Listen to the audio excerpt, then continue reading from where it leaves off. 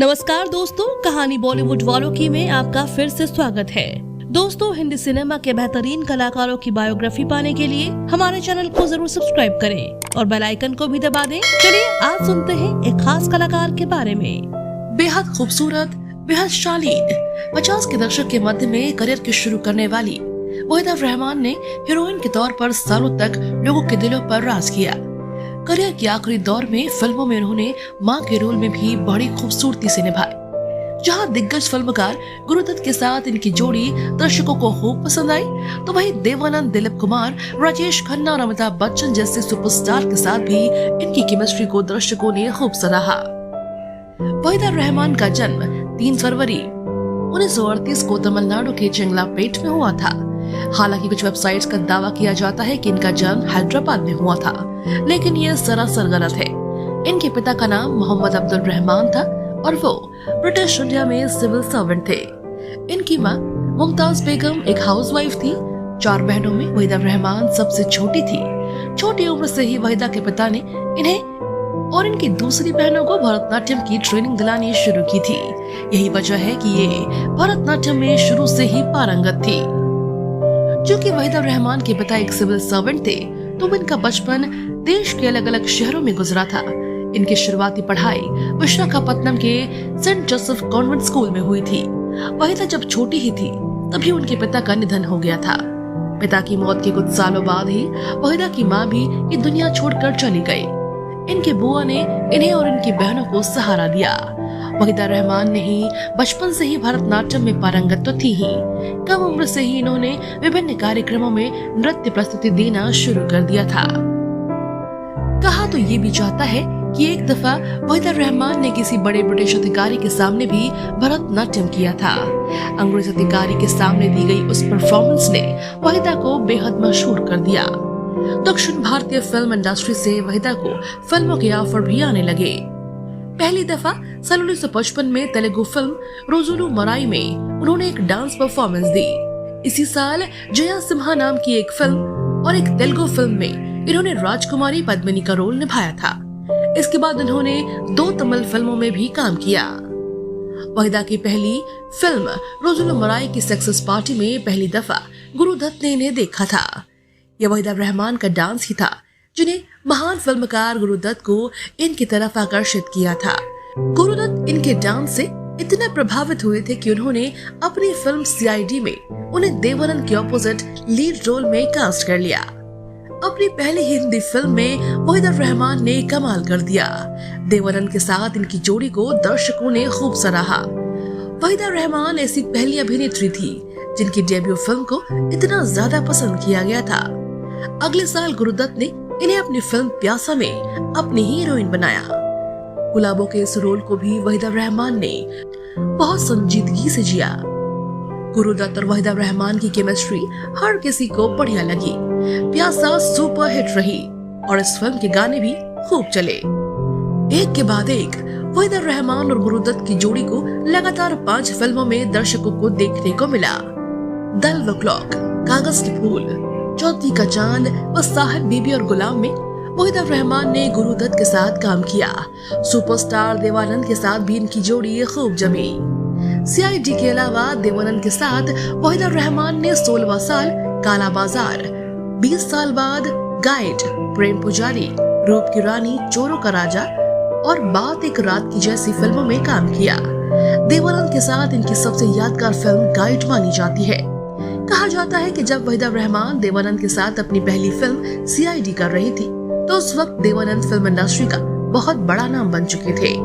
नई नवेली वहीदा रहमान उन्हें या तो सर या मिस्टर आनंद कहकर पुकारा करती थी। खूबसूरत वहीदा रहमान का खुद को मिस्टर आनंद कहकर पुकारा जाना देवानंद साहब को पसंद नहीं था। एक दिन उन्होंने वहीदा को अपने पास बुलाया और कहा, तुम मुझे सिर्फ देव कहा करो, क्योंकि अगर फिल्म की लीड हीरोइन मुझे सर या मिस्टर कहेगी तो मुझे उसके साथ रोमांस करने में परेशानी होगी। वहीदा रहमान और गुरुदत्त के रोमांस के किस्से खूब चर्चाओं में रहे थे। कहा जाता है कि ये वहीदा ही थी जिनकी वजह से गुरुदत्त और उनकी पत्नी गीता दत्त का रिश्ता खराब हुआ और आखिरकार टूट गया।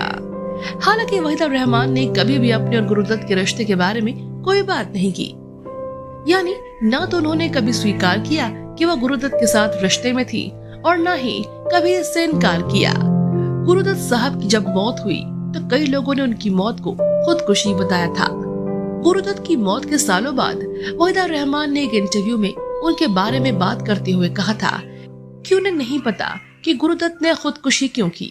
लोग कहते हैं कि अपनी फिल्म कागज के फूल के फ्लॉप होने के चलते गुरुदत्त डिप्रेशन में रहते थे, लेकिन कागज के फूल के बाद तो उन्होंने चौधरी का चांद बनाई थी, जो कि सुपर डुपर हिट रही थी।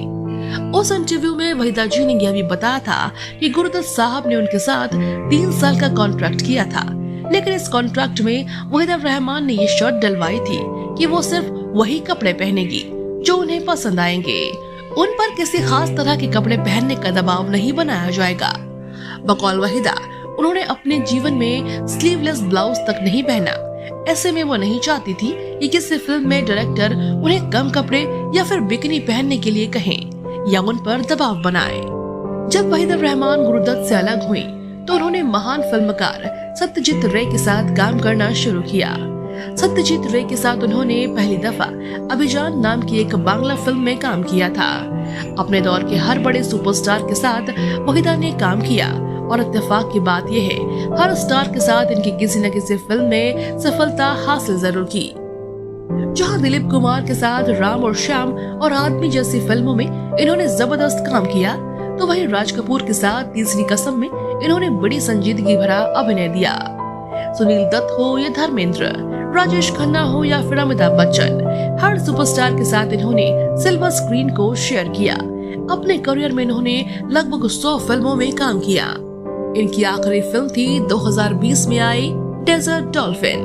ये एक बाइलिंगुअल फिल्म थी जिसे एक ब्रिटिश डायरेक्टर ने बनाया था। 70 का दशक वो दशक था जब इन्होंने फिल्मों में हीरोइन की जगह कैरेक्टर रोल प्ले करने शुरू किए।